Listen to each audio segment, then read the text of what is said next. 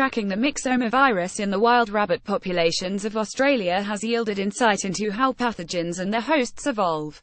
When a pathogen jumps species, it is often highly lethal in its new host. But a quick kill does not make for continued transmission. The host must survive long enough to pass the pathogen on to additional victims. Thus, under natural conditions, a newly emergent, highly lethal pathogen that kills very rapidly is expected to evolve lower virulence. At the same time, however, the host species is evolving resistance to the infection, which then provides an environment for increasing pathogen virulence.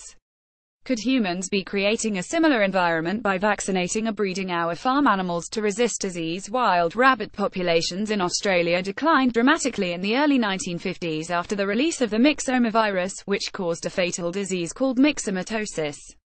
Slowly, the populations started to rebound, though they never fully recovered. To track the myxomavirus MYXV as it devastated the invasive rabbit populations of Australia, researchers conducted what are known as common garden experiments, testing the effects of the evolving viral strains on laboratory rabbits, as well as the effects of a standard virus on different samples of rabbits in the wild over time.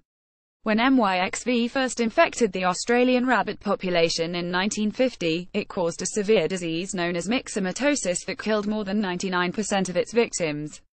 Natural selection favored strains with reduced lethality and therefore longer infectious periods. Within a few years, circulating viruses had fatality rates between 95% and less than 50%.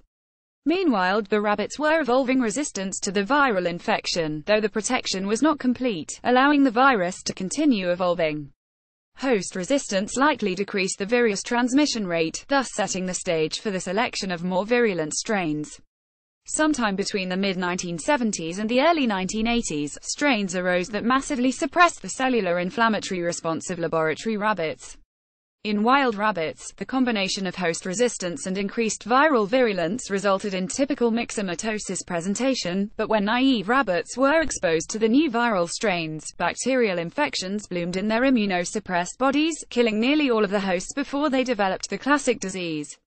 Read the full story. Wildlife biology, wildlife, virulence, pathogens, pathogen, livestock, infectious disease, evolutionary genomics, evolutionary biology, evolution, disease medicine, coevolution and agriculture processing.